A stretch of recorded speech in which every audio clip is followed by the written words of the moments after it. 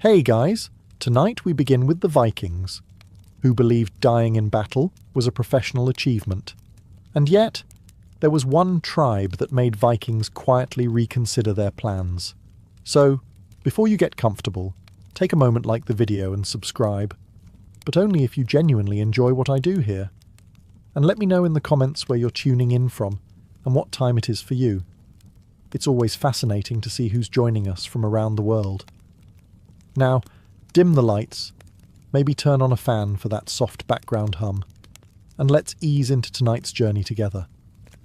Vikings were not supposed to feel fear. At least, not in public, not in writing, and definitely not in front of anyone holding an axe. Their entire culture ran on the assumption that hesitation was a personal flaw, and bravery was a basic life skill, like rowing or not screaming during surgery. From childhood, Vikings were raised on stories where heroes sailed into storms that looked actively hostile, fought enemies twice their size, and died smiling, which, according to Viking standards, was excellent customer service to the gods. Fear was something monks experienced while watching their monastery burn. Vikings experienced mild concern, followed by violence. The Norse worldview was beautifully simple. If something scared you, you attacked it. If you died, that was fine, because dying dramatically unlocked Valhalla and came with eternal bragging rights. Dying peacefully in bed, on the other hand, was the Viking equivalent of a career-ending embarrassment. You didn't want your gravestone to read, "He lived bravely and then caught a chill." This cultural confidence shows up everywhere in the sources. Vikings mocked kings, insulted entire armies, and treated fortified cities like mildly inconvenient speed bumps. Even defeat was rarely admitted honestly. Losses were blamed on bad luck, trickery, or someone else not following the plan properly. Fear never made the list. Which is why it gets interesting when the tone suddenly changes. Because in a few rare places, the sagas stop boasting. The language becomes vague. Locations are mentioned briefly and then avoided, like someone accidentally bringing up an awkward family secret at dinner. No dramatic speeches. No heroic last stands. Just silence. And silence, in a Viking story, is screaming. These were people who raided across continents, fought armoured knights with axes and confidence, and believed fate was fixed, so worrying about consequences was a waste of time. Fear served no purpose. You could not dodge destiny, so you might as well meet it swinging. Yet there was one group whose lands Vikings rarely raided, whose warriors they did not eagerly challenge, and whose reputation spread without the usual Viking exaggeration. No boasts, no tall tales, just careful distance. The fear was not loud. It did not shout. It did not sing. It quietly adjusted the route of the ship. Because when a culture that treats death like a networking opportunity starts hesitating, something has gone terribly, embarrassingly wrong. And whatever frightened the Vikings did not do so with swords. It did it by making them uncomfortable. If the Vikings were afraid of fighting, they would have stayed home. They did not stay home. They built ships, sharpened axes, and sailed directly toward people who very clearly did not want visitors. Fighting was not a problem. Fighting was the plan. Vikings were comfortable with violence because violence made sense. You could see an enemy. You could count them. You could estimate whether this fight was worth the trouble or merely going to ruin your day. Even when things went badly, at least the rules were familiar. Someone swung. Someone blocked. Someone probably died loudly. What the Vikings did not like was unpredictability, and this fear had nothing to do with losing a fair fight. They were not afraid of warriors. They were afraid of situations where their usual advantages evaporated, where strength, numbers, and enthusiasm stopped working, where the world itself seemed uninterested in cooperating. The Vikings expected battles to be loud, shields clashing, men shouting, drums beating. If nothing was happening, that was unsettling. Silence was not normal. Silence meant something was watching. And then there were the fights that never really started. Imagine landing in unfamiliar territory, marching inland, and feeling watched without ever seeing anyone.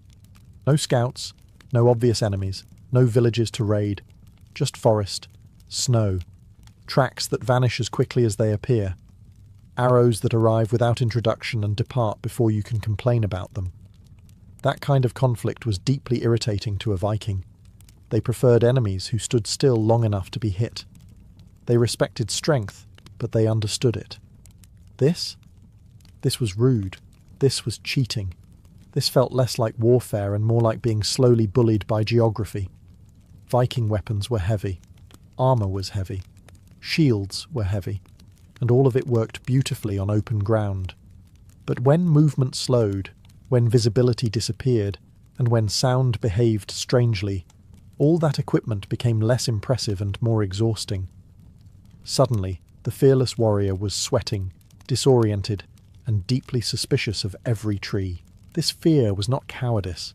It was frustration mixed with a dawning realization that brute force was no longer solving the problem. And Vikings hated problems that could not be punched into submission. They did not fear dying in battle. They feared wasting effort on battles that refused to happen. So when Vikings began to avoid certain lands, it was not because they were weak. It was because those lands refused to fight them properly, and that was unacceptable. Vikings were excellent travellers, but even they believed the world had edges. Not literal cliffs where ships fell into nothingness, although that would have been on brand, but psychological edges, places where maps became vague, directions turned into guesses, and confidence quietly packed its bags and left. Beyond those edges lived the Sami. From a Viking perspective, the Sami were not merely far away, they were inconveniently placed.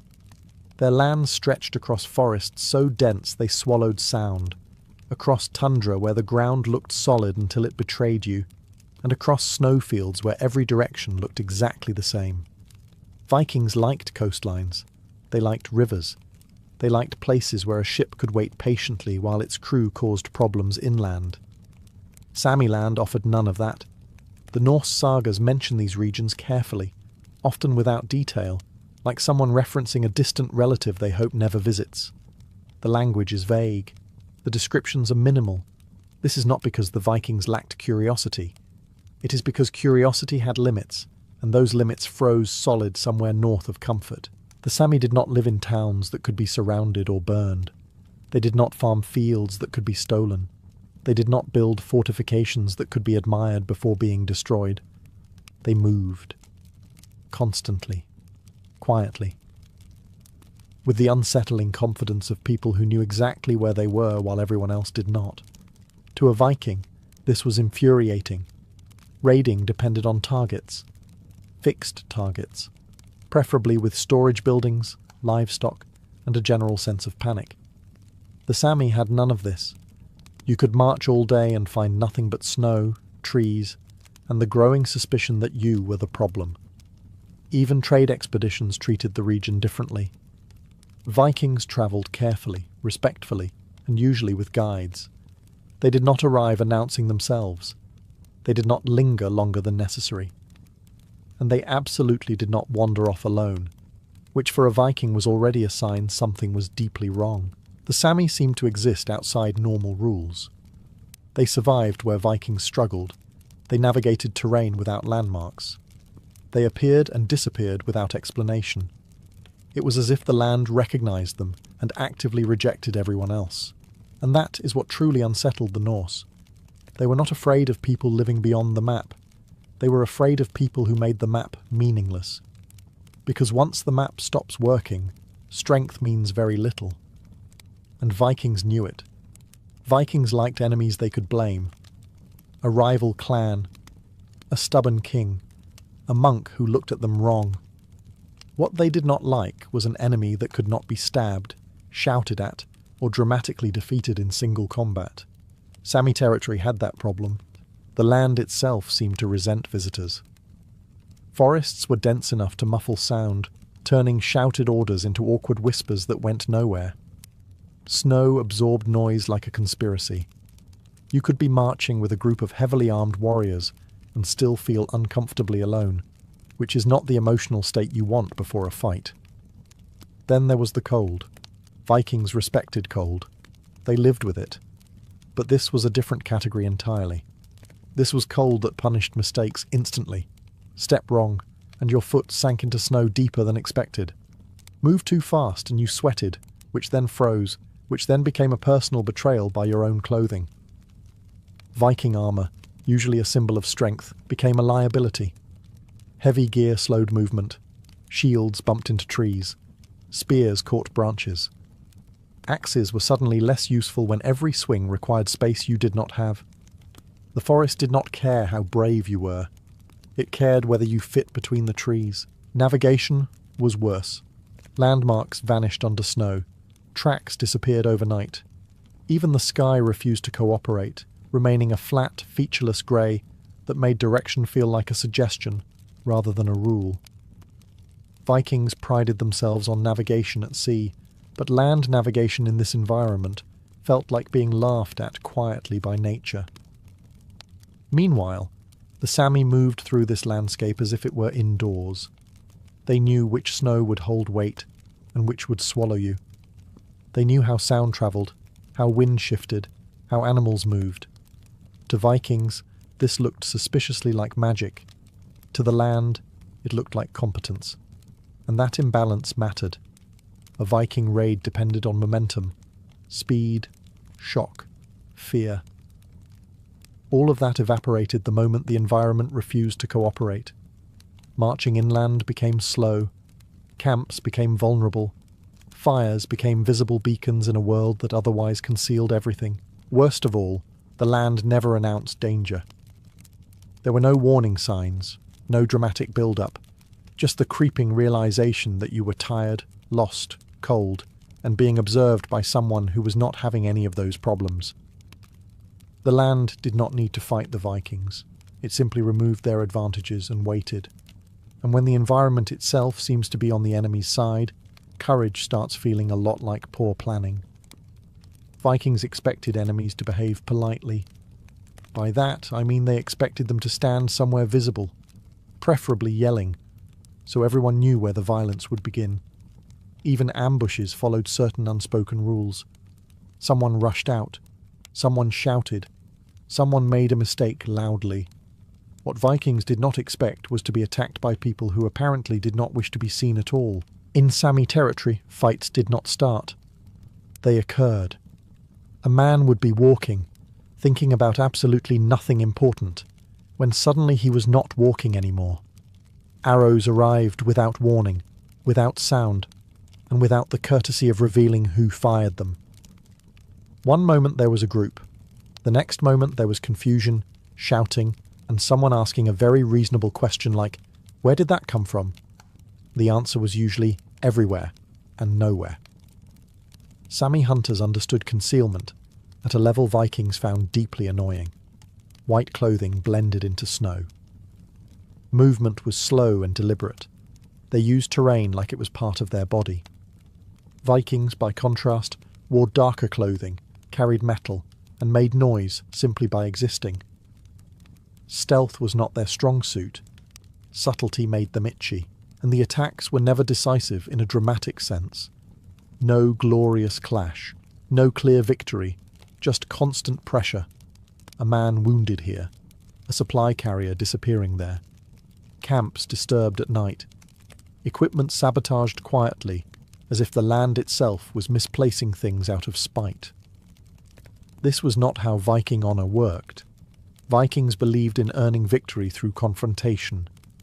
You fought, you won, you took spoils, and you left.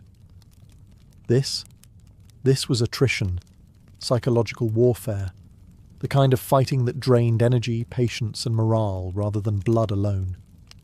Worst of all, there was no clear moment to fight back. Charging into the forest solved nothing. Shouting threats solved nothing.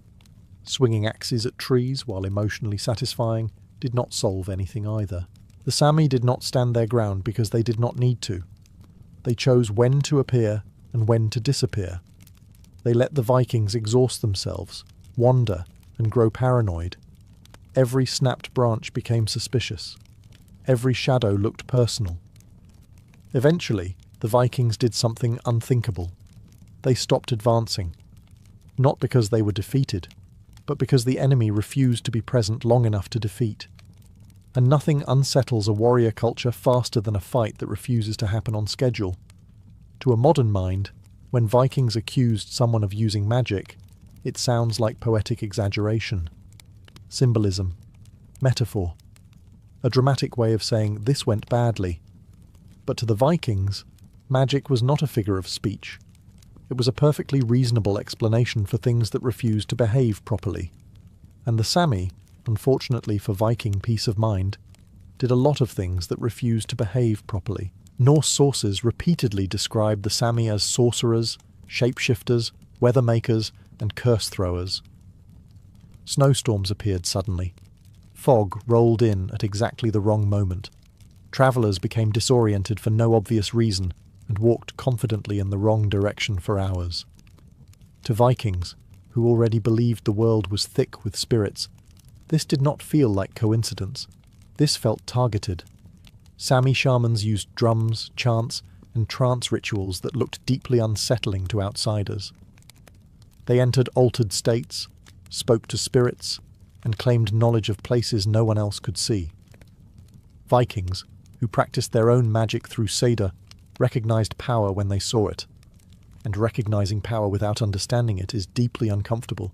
Even worse, this magic did not demand attention. It did not come with grand displays or obvious theatrics. It worked quietly, subtly, in ways that could not be challenged with a sword. You cannot stab fog. You cannot duel confusion. You cannot shout your way out of being lost. Weather magic terrified the Vikings most. The storm at sea was understandable.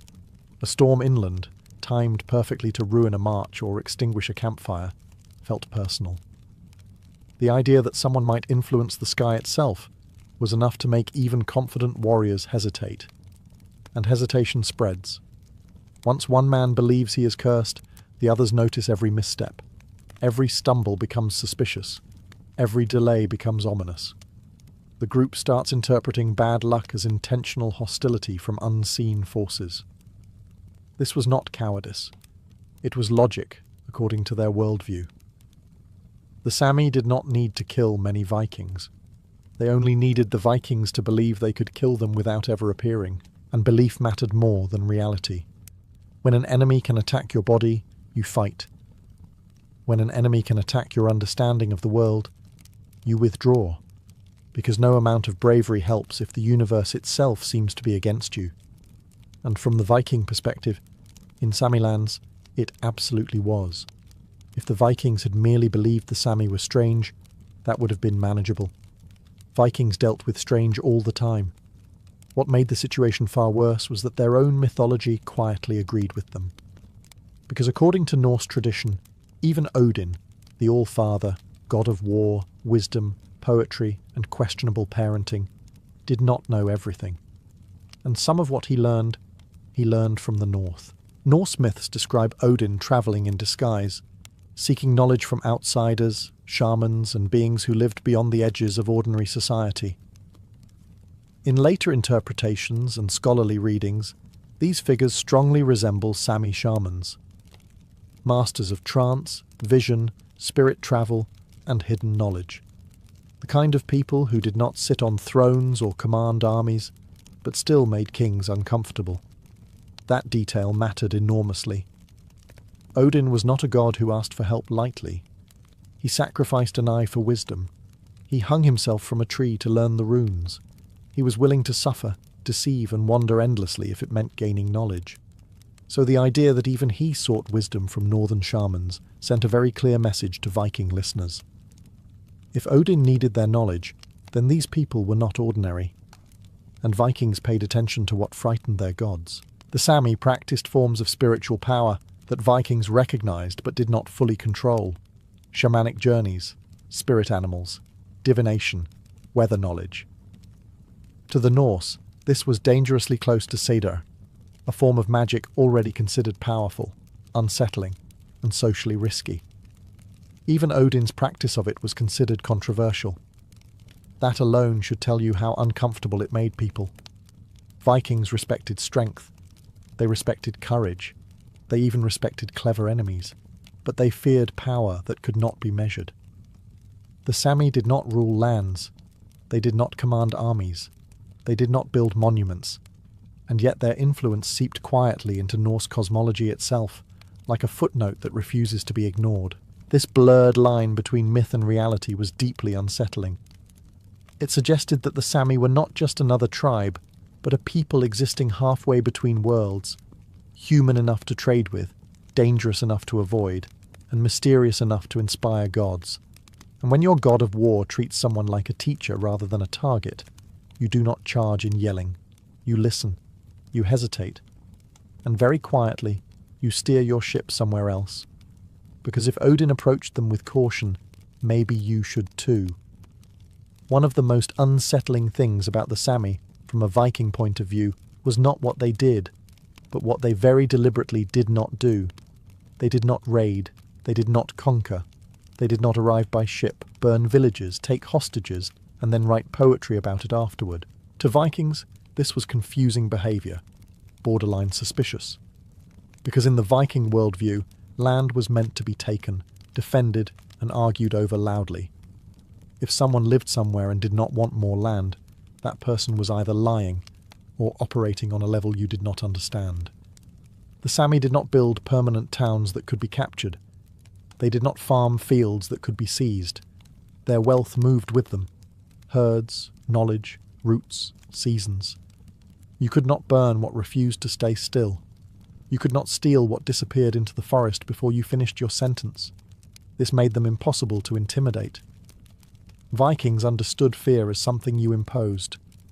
You arrived unexpectedly. You made noise. You demonstrated violence. People panicked. People complied. That was the system. The Sami did not panic. They simply left, and then returned later when the Vikings were gone, confused, cold, and wondering why they had bothered. This lack of interest in conquest deeply unnerved Viking leaders. An enemy who wants your land can be fought. An enemy who does not want anything you have is much harder to negotiate with. There is no leverage, no threat, no prize big enough to justify the effort. The Sami were not impressed by Viking weapons, ships, or reputation. They had survived generations of brutal winters, famine, and isolation without help. A group of loud foreigners with axes did not register as an existential threat. At best, they were a temporary inconvenience. To Vikings, this felt like disrespect. And disrespect is far more irritating than hostility. Worse still, the Sami understood something the Vikings struggled with. Ownership of land is meaningless if the land does not cooperate. You cannot dominate a place that refuses to support you. You cannot rule snow, forests, or migrating animals with laws and borders. The Sami lived with the land. The Vikings tried to impose themselves on it, and that difference mattered, because nothing unsettles a conquering culture faster than meeting people who do not care about being conquered. Vikings were not unreasonable people. They understood the value of trade. In fact, they loved trade almost as much as they loved violence, which is saying something. And when it came to the Sami, trade was not just tolerated, it was carefully encouraged. Furs, hides, antlers, walrus ivory, and other northern resources flowed south through Sami networks. Vikings wanted those goods badly. They were valuable, portable, and made everyone involved feel very sophisticated. So trade happened, quietly, politely, with significantly fewer axes involved than usual. But here is the important part. Trade expeditions behaved very differently from raids. When Vikings went trading into Sami territory, they did not swagger. They did not show off. They did not shout their lineage at the top of their lungs. They travelled with guides. They followed rules. They offered gifts. They listened. This was not fear exactly. It was respect wrapped tightly around caution and sealed with self-preservation. Raiding, on the other hand, was rare. Extremely rare. And when Vikings did attempt it, the results were consistently disappointing. There were no great victories recorded. No triumphant sagas celebrating crushed Sami camps and heroic plunder. Just vague references to losses, failed journeys, and expeditions that returned early with fewer men and less confidence. Which, in Viking storytelling, is as close to an admission of failure as you get. The Sami were not defenseless traders waiting to be exploited. They controlled the routes. They knew where resources were. They knew which valleys trapped travellers and which rivers disappeared under ice. A trading Viking followed Sami knowledge. A raiding Viking ignored it. Guess which one survived longer? Even more unsettling was the fact that Sami traders did not behave like frightened victims. They negotiated calmly. They set terms. They refused deals that did not suit them. They walked away without concern. Vikings were used to intimidating their way into favourable outcomes. Here, intimidation did nothing. You cannot threaten people who do not depend on fixed property. This imbalance created an unspoken rule. Trade was acceptable. Violence was not worth the effort. And when a culture built on raiding decides something is not worth raiding, that decision comes from hard experience. The Vikings did not fear the Sami as enemies. They feared them as people who made raiding inefficient. And for a Viking, inefficiency was terrifying. Vikings liked terrain that cooperated. Coastlines, rivers, open fields where you could see what was trying to kill you and respond accordingly. Forests, on the other hand, were already suspicious. Northern forests were something else entirely. They did not merely exist, they participated. Once Vikings moved inland in Sami territory, everything they relied on stopped behaving properly. Ships became useless decorations sitting far away on the coast, doing nothing to help. Horses struggled. Supply lines stretched thin. Suddenly, the terrifying Norse warrior was just a man carrying too much metal in a place that deeply disliked metal. Armour, usually a symbol of strength, became an exhausting burden. Shields snagged branches. Spears hit trees instead of enemies. Axes required space that did not exist. Every step produced noise, and every noise felt like an announcement. Vikings were very good at being intimidating. They were not good at being quiet. The forest, however, was excellent at silence. Snow absorbed sound so completely that shouting felt pointless. Orders vanished into nothing. You could stand 10 steps away from another man and feel isolated. And isolation, in unfamiliar land, has a way of turning bravery into irritation, and irritation into panic. Meanwhile, the Sami moved through the forest as if it were a well-lit hallway. They knew which paths stayed firm underfoot, and which turned into traps. They knew where animals moved, where wind shifted, where snow hid tracks. To Vikings, this did not look like skill. It looked like favoritism. It felt as though the forest had chosen a side. Campfires became dangerous. Smoke gave away position. Light carried farther than expected. Camps that felt secure one night felt exposed the next, and every morning brought new signs that someone had been nearby without leaving a proper introduction. A disturbed trail, missing equipment, footprints that appeared and vanished as if they were teasing. The forest never attacked directly. It did not need to. It slowed movement, drained energy, broke morale. It turned every plan into a suggestion rather than a rule. The longer Vikings stayed, the worse it got. At some point, even the most confident warrior begins to suspect that brute force is no longer the correct solution.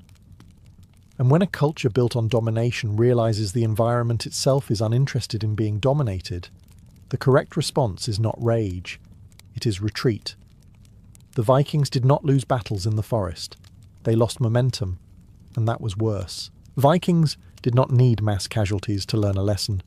They only needed stories. And stories, unfortunately for Viking confidence, travelled faster than ships ever could. A raid that failed quietly was far more dangerous than one that failed loudly.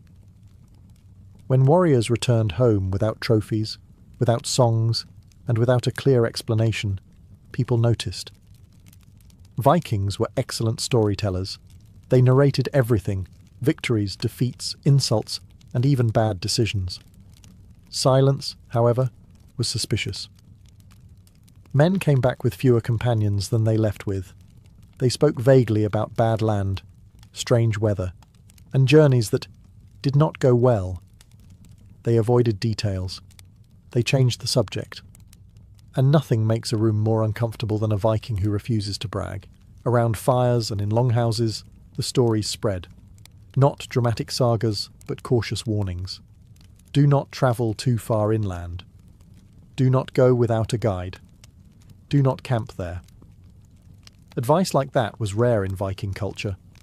Normally the advice was, bring more axes. And then there were the missing men. No heroic deaths, no bodies returned. Just absence.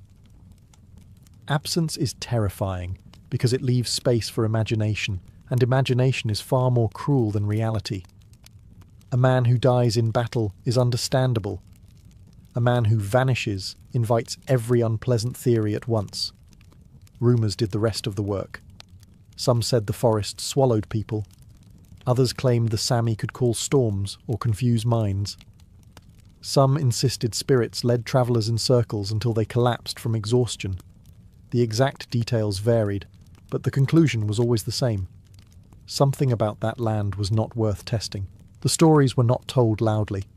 They were told carefully, quietly, with a seriousness that discouraged jokes, and when jokes stopped, fear had already won. Younger warriors listened closely. Leaders adjusted routes. Traders became more cautious. Maps were redrawn, not with ink, but with habit. Ships went elsewhere. Expeditions chose safer targets. No announcement was ever made. Vikings did not declare fear. They simply stopped going. This is how fear truly spreads, not through panic, but through habit, through choices that quietly shift, through roads no longer taken, through places that become someone else's problem. The Sami did not need armies to defend their land. They did not need walls or banners, they needed only reputation. And once a reputation settles in a warrior culture, it is nearly impossible to remove. Because you can defeat an enemy, but defeating a story is much harder. The Vikings never announced their fear. There was no proclamation, no council decree, no dramatic speech declaring, "We shall never go north again." That would have been humiliating. Vikings did not formalize fear, they practiced it silently. Instead, fear showed up in absence. Certain routes stopped being used. Certain hunting grounds became inconvenient. Certain journeys were postponed indefinitely, which is Viking for absolutely not. Maps were not erased, but they grew vague in those areas, filled with empty space where details should have been. And when asked about those regions, people answered with shrugs, short replies, or stories that ended abruptly. This quiet behaviour mattered. Vikings were not subtle people. They celebrated victories loudly and mourned losses dramatically. When something scared them, the absence of noise was the signal. Fear did not roar. It whispered, and everyone listened. No one bragged about venturing deep into Sami territory. No one claimed glory there. Young warriors were not encouraged to test themselves in those lands. Instead, elders recommended safer targets, closer coasts, easier prey. And elders, in Viking society, were not ignored lightly. These were men who had survived long enough to have opinions worth hearing. Even the sagas reflect this discomfort. The Sami appear briefly, strangely, and often without clear explanation. They are described with distance, as if naming them too directly might invite attention. Viking storytelling loved detail, insult, and exaggeration. The restraint here is noticeable. This is not how you write about enemies you feel confident defeating. Fear also shaped etiquette. When Vikings encountered Sami traders or guides, they behaved differently. Less shouting, more listening, more respect. The kind of respect that does not come from equality, but from uncertainty. You treat people carefully when you are not sure how much power they actually have. And so fear settled into routine. Ships sailed elsewhere. Expeditions turned back earlier. Borders remained undefined. No one needed to say anything out loud, because the behaviour said everything. The north remained quiet, not because it was empty, but because it was avoided. The Sami did not chase the Vikings away. They did not threaten them openly. They did not conquer anything. They simply remained where they were, unchanged, while Viking attention drifted elsewhere. And in a culture that defined itself through action, that quiet avoidance was the loudest admission possible. Fear does not always scream. Sometimes it just changes your plans. The Sami did not defeat the Vikings in any traditional sense. There was no decisive battle where shields shattered and songs were written afterward. No great Viking leader fell dramatically in the snow while shouting something poetic. That would have been easier to process. That would have fit the Viking worldview nicely. Instead, the Sami did something far more unsettling. They remained unreachable. They were not stronger in numbers. They did not possess superior weapons. They did not overwhelm Viking forces with brute strength. What they had was something Vikings struggled with deeply: the ability to exist beyond control. The Sami did not stand still long enough to be conquered. Their camps moved. Their wealth travelled with them. Their lives were organised around seasons, animals, and routes that only they fully understood. Vikings could not pin them down, surround them, or force them into the kind of conflict Vikings knew how to win. This was infuriating. Vikings liked problems with solutions. Build more ships, bring more men, hit harder. But how do you hit someone who is not there when you arrive? How do you intimidate people who simply vanish into terrain that actively dislikes you? Every Viking advantage dissolved the deeper they went inland. Heavy armour slowed them. Loud movement gave them away. Ships became irrelevant. Supply lines turned fragile. Meanwhile, the Sami lost none of their advantages. They moved faster, carried less, and relied on knowledge rather than force. From a Viking perspective, this felt unfair. And unfairness is often mistaken for danger. The Sami did not need to win battles. They needed to make Viking presence expensive, exhausting, and unrewarding. Over time, that strategy worked perfectly. Viking leaders began asking practical questions. What do we gain? What do we lose? Is this worth it? Those questions rarely ended in enthusiasm. The Sami were not an enemy you could defeat. They were an environment you had to endure. And Vikings already had enough trouble enduring the actual environment. So the Vikings did what any rational warrior culture does when faced with an opponent it cannot dominate. They disengaged. They chose easier targets, richer lands, softer coasts, places where victory came with loot and stories rather than frostbite and confusion. The Sami were not terrifying because they killed Vikings. They were terrifying because they could not be controlled. And for a culture built on domination, control mattered more than victory. For all the shouting, raiding, and enthusiastic axe swinging, Vikings were not stupid. Reckless, yes. Loud, absolutely. But stupid? No. They paid close attention to patterns, especially patterns that involved men not coming home. The Viking world prized courage, but it also respected experience. And experience had a way of quietly setting boundaries. Certain seas were avoided in winter. Certain coasts were only raided once. Certain rivers were approached carefully. And certain lands far to the north slowly earned a reputation that discouraged enthusiasm. This was not defeat. It was calculation. Viking leaders understood something important. Not every place was worth the effort. Raiding worked best when rewards were clear and resistance behaved predictably. Monasteries were perfect, towns were excellent, wealthy coasts were practically begging for it. Sami territory offered none of that. No cities, no hordes, no terrified populations waiting to be exploited. Just cold, forests, and people who refused to cooperate. Over time, Viking attention shifted elsewhere, not because they were driven out, but because they chose not to return. Routes were adjusted, targets were reconsidered. Expeditions were planned with a little more realism and a little less optimism. This was Viking pragmatism at work. They understood that bravery without reward was pointless. A warrior who died gloriously but achieved nothing useful was still dead. And dead men do not raid again. Leaders who repeatedly sent men into hostile land without profit did not stay leaders for very long. So the Vikings adapted.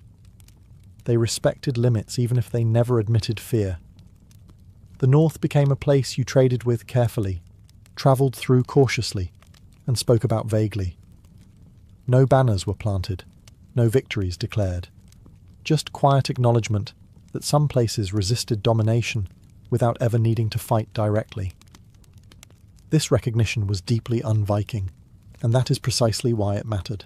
The Vikings did not believe they were invincible. They believed they were practical. When faced with something that refused to break, they moved on. They did not romanticize failure. They avoided it. And in doing so, they revealed something rarely discussed. The Vikings were not fearless because they lacked fear. They were fearless because they chose when fear was worth listening to, and in the case of the Sami, fear was telling them something very sensible. Stay away.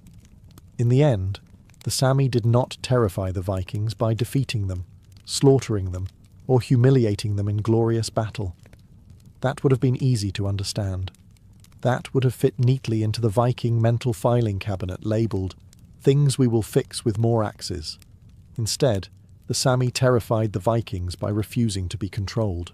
They did not play by Viking rules. They did not fight wars the Viking way. They did not build cities to conquer or fields to seize.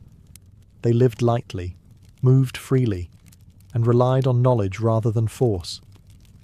And in doing so, they quietly dismantled everything Vikings relied on to feel powerful. The Vikings were masters of domination. They believed the world could be shaped through strength, fear, and reputation. Most of the time they were right. But the Sami world resisted shaping. It absorbed violence without responding in predictable ways. It turned strength into exhaustion and confidence into irritation. That was terrifying. Fear for the Vikings was not about death. They expected death. They welcomed it, at least in theory. Fear was about uncertainty, about situations where effort did not guarantee results, about places where courage did not translate into control. The Sami represented all of that. They were not louder than the Vikings. They were not richer. They were not more aggressive. They were simply impossible to dominate. And that is why Viking interest faded. Not with rage, not with retreat, but with quiet avoidance. History often celebrates conquerors, but it forgets the power of endurance. The Sami did not need to defeat the Vikings. They only needed to outlast them. And they did. Their lands remained theirs. Their culture endured. Their way of life continued long after Viking raids turned elsewhere. So yes, the Vikings were feared across Europe. But they feared something too. They feared a people who could not be conquered. They feared a land that would not submit. They feared the uncomfortable truth that not every problem could be solved by force. And sometimes, the most powerful victory is simply refusing to lose. When the sun dipped behind Edo's rooftops, the city didn't wind down. It sharpened its appetite. The daytime world of shops, samurai processions, and orderly routines gave way to something louder, wetter, and far more fragrant. Paper lanterns bloomed along the streets like glowing fruit. Rain slicked the packed dirt roads, turning footsteps into soft splashes. And everywhere smoke rose. Not from hearths inside homes, but from dozens of small charcoal fires carried, pushed, or propped up by vendors who knew exactly when hunger struck hardest. This was the true beginning of Edo's night markets. Not grand plazas or formal bazaars, but narrow streets, bridge approaches, temple gates, and ferry landings where people naturally slowed down. Vendors appeared as if summoned by hunger itself. Some dragged wooden carts, others balanced shoulder poles with pots swinging gently at each end, steam trailing behind them like ghosts. The city became a moving kitchen, and the air thickened with the smell of soy sauce, fish fat, and burning charcoal. Eating here required no ceremony. You didn't sit, you didn't linger. You stood under the eaves, sleeves rolled, sandals soaked, chewing while rain tapped your hat. This was food designed for speed, warmth, and satisfaction. Perfect for labourers finishing a long shift, messengers rushing across the city, travellers arriving after dark, and yes, even samurai who preferred not to be seen enjoying street food, but absolutely did so anyway. Money changed hands quickly. Copper coins clinked. A bowl was passed, slurped, and handed back.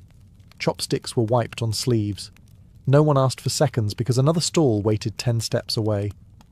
Edo was enormous, crowded, and hungry, and these night vendors fed it one skewer and one bowl at a time.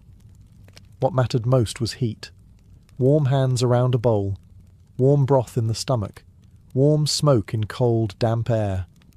The night markets were not about luxury or novelty. They were about survival made delicious.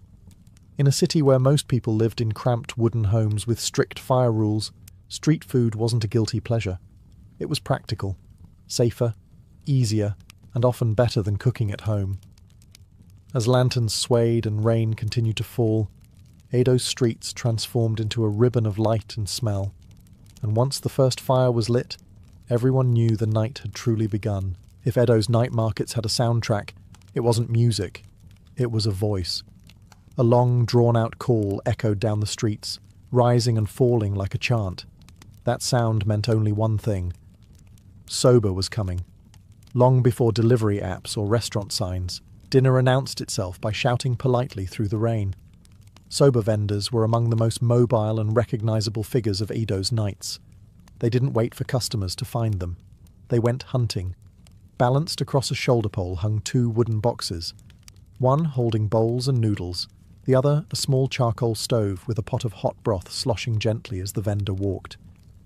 Every step sent steam into the air, carrying the scent of soy, dried fish, and warm buckwheat. Soba was fast, cheap, and filling, exactly what the city demanded. The noodles were thin and slightly coarse, boiled quickly and drowned in a simple broth made from soy sauce and fish stock. No garnish worth bragging about, no artistry, just speed. A customer stopped the vendor, coins were exchanged, and within moments a bowl was ready. You ate standing under an awning or beside a bridge railing, slurping loudly because that was practical, not rude. The appeal went beyond hunger. Soba was warm, and Edo nights were damp. Winters cut through thin robes, and even summer rain chilled the skin. A bowl of hot noodles wasn't comfort food in the emotional sense. It was survival food. Labourers ate it to keep going. Couriers ate it between routes. Travellers ate it because it was familiar, reliable, and unlikely to poison them. Soba also had a reputation. It was common food, but not shameful. Samurai, officially supposed to dine with restraint and dignity, were known to sneak bowls in alleyways, swords resting against walls while they slurped like everyone else. The broth didn't care about rank, and neither did the vendor. Everyone paid the same price. There was no seating, no privacy, and no lingering. When the bowl was empty, it went back to the box. The vendor wiped it quickly, hoisted the pole again, and moved on, calling into the dark for the next customer. The meal left no trace except warmth in the stomach and the fading echo of that familiar cry. In a city of nearly 1 million people, soba vendors stitched the night together. Their voices carried through rain and lantern light, turning hunger into something audible, and briefly, something satisfied. Among all the smells that drifted through Edo's night streets, none stopped people faster than eel. The rich, oily scent of unagi hitting hot charcoal had a way of cutting through rain, conversation, and self-control. For a city used to simple food, grilled eel felt dangerously close to indulgence, and that was exactly the point. Eel was not the cheapest thing you could eat in Edo, which only made its presence on the street more impressive. Vendors set up small grills near bridges, riverbanks, and busy crossings where foot traffic never stopped. Live eels were kept nearby, cleaned quickly and skewered with practiced efficiency. The meat sizzled as it hit the grill, fat dripping into the coals and sending up thick, mouth-watering smoke. People slowed. Coins appeared. The seasoning was simple but powerful. A glaze of soy sauce and sweetness brushed repeatedly onto the eel as it cooked, creating a dark, glossy surface that clung to the flesh. There were no plates, no ceremony. The skewer was handed over, still hot, and eaten standing in the open air. Fingers got sticky, sleeves were sacrificed, no one cared. Eel had a reputation beyond taste. It was considered strengthening, especially in the exhausting heat of summer. Edo summers were brutal, humid, crowded, and relentless. Eating eel was believed to restore energy, fortify the body, and keep you from collapsing in the streets. Whether or not it truly worked hardly mattered. People believed it did, and belief alone sold plenty of skewers. What made street eel remarkable was who ate it. Merchants grabbed skewers on their way home. Labourers splurged when they could. Travellers treated it as a small luxury after long days on the road. And samurai, again pretending not to notice they were doing the same thing as everyone else, stood just far enough away from the fire to maintain dignity while devouring every bite. Unlike soba, eel invited you to slow down. Just slightly. You stood longer. You chewed carefully. You savoured the fat and smoke and sweetness. For a few moments, the night market stopped being about speed and became about pleasure. In Edo, luxury did not always mean silver trays or private rooms. Sometimes it meant hot eel on a stick, eaten under a lantern while rain hissed on charcoal, and the city kept moving around you.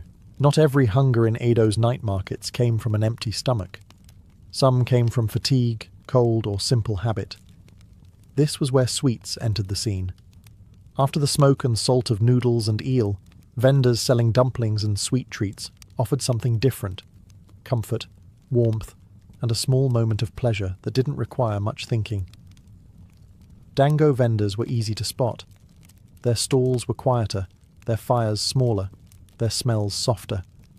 Rows of round rice dumplings were skewered neatly and held over gentle heat, brushed occasionally with sweet soy glaze or sprinkled with roasted soybean flour. The aroma was subtle but irresistible, especially in the rain. Sweet, warm, and faintly nutty, it pulled people in without shouting. Dango was food for everyone. Children tugged sleeves for it. Couples shared skewers. Older townspeople favoured it because it was easy to chew and gentle on the stomach. Unlike eel or noodles, dumplings didn't demand urgency. You could stand a little longer, chew slowly, and let the warmth spread without rushing back into the crowd. Other sweets followed the same logic.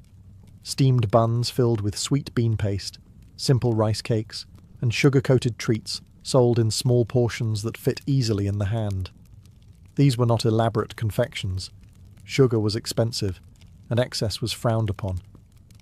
But a little sweetness went a long way in a city where daily life was often harsh and repetitive. Sweets also carried social meaning.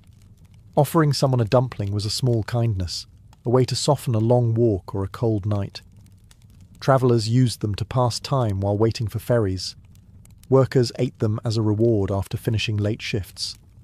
Even samurai, again quietly ignoring appearances, could be seen accepting a skewer with a nod before disappearing into the dark. Unlike other street foods, sweets didn't stain the hands with grease or fill the air with smoke. They felt cleaner, calmer, almost domestic. Eating them outside blurred the line between home and street, turning a public road into a brief resting place. In a city built on discipline and routine, these small sweet foods offered something rare: gentleness.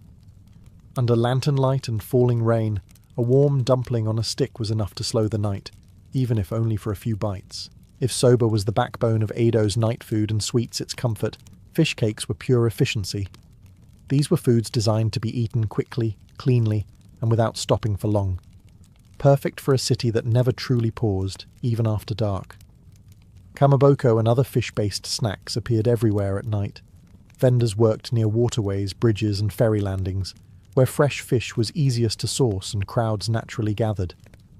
White fish was pounded into paste, shaped by hand, and cooked into firm cakes that could be sliced or skewered.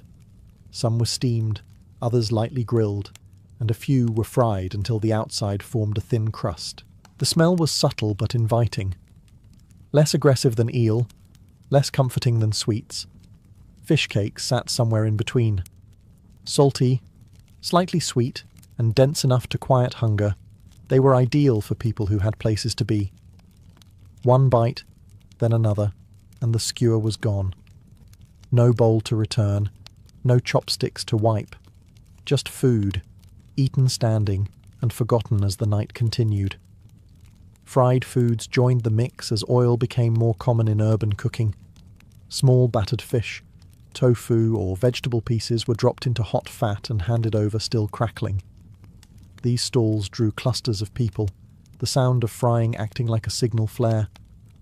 The rain didn't matter. The cold didn't matter.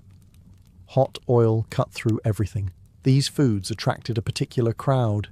Messengers, guards, boatmen and night workers favoured them because they could eat while moving. Samurai on patrol stopped briefly, ate in silence, and moved on. Travellers unfamiliar with the city trusted fish cakes because they were cooked thoroughly and unlikely to upset the stomach, an important consideration when inns were full and streets unfamiliar. Unlike soba vendors, fish cake sellers stayed put. Their stalls became landmarks. People remembered corners by what was sold there. Near the fish cake man by the bridge was as useful as any street name. Food mapped the city as much as buildings did. There was no glamour here. Fish cakes were practical, unpretentious, and reliable. They didn't promise luxury or comfort, just enough fuel to keep going. And in Edo, that was often all anyone asked of a meal. As lanterns flickered and footsteps passed endlessly by, these simple bites kept the night moving, one skewer at a time. Edo's night food was not just about what you ate, it was about how you ate it. There were no tables, no stools, and certainly no privacy. The street itself was the dining room, and everyone shared it whether they liked it or not. Eating meant standing shoulder to shoulder with strangers, rain dripping from eaves, steam rising between faces that would never meet again. This way of eating shaped behaviour. You learned to balance a bowl in one hand and chopsticks in the other. You learned to angle your body so passing crowds didn't knock food into the mud. You learned to slurp quickly, chew efficiently, and step aside when finished. Lingering was rude, not because of manners, but because space was precious and hunger waited behind you. Night markets blurred social boundaries in ways daytime Edo rarely allowed. Rank still existed, of course, but it softened when everyone was equally wet, equally hungry, and equally impatient. A labourer and a samurai might stand beneath the same awning, eating the same soba from identical bowls. No conversation followed, no acknowledgement was required, but the shared moment existed all the same. There was an unspoken etiquette to it all. You didn't stare. You didn't comment on how someone ate. You didn't complain about the rain or the smoke. Everyone understood the conditions and accepted them. Street food demanded tolerance of noise, smells, crowds, and inconvenience. In return, it gave warmth and speed. Vendors became part of this rhythm. They watched hands and mouths more than faces, reading hunger through posture and impatience. A nod meant ready. A glance meant almost finished. When a customer stepped back, another stepped forward without ceremony. The transaction was brief but practiced, refined by repetition. Eating this way also changed the food itself. Portions were modest, flavours bold, textures forgiving. Nothing required cutting or careful handling. Everything assumed movement. The street dictated the menu, not the other way around. For travellers, this could be overwhelming at first. For locals, it was comfortingly familiar. The chaos was predictable. The mess was manageable. The rules were unwritten, but universally understood. In Edo, night food turned public space into something intimate without becoming personal. You shared heat, steam, and hunger with strangers, then moved on. And by morning, the street would forget you were ever there, except for the faint memory of smoke clinging to the wood. Edo's night markets didn't belong to any single class. They belonged to whoever was awake, hungry, and moving through the city after dark. That was their quiet power. In a society obsessed with rank, duty, and appearance, street food flattened distinctions without ever announcing that it was doing so. Commoners made up the bulk of the crowd. Labourers finishing late shifts. Artisans closing workshops. Porters heading home with aching shoulders. These were the people the night markets existed for. Their days were long, their homes small, and cooking after dark was often impractical or forbidden due to fire restrictions. Street food wasn't indulgence, it was dinner. Travellers depended on it even more. Edo was a destination city, constantly flooded with pilgrims, merchants, officials, and messengers. Inns filled quickly, and meals were not always guaranteed. A glowing lantern and a steaming pot offered reassurance. You didn't need to know the neighbourhood or the customs. Hunger worked the same everywhere. Then there were the samurai. Officially, they were expected to uphold dignity, restraint, and distance from common pleasures. Unofficially, they were human.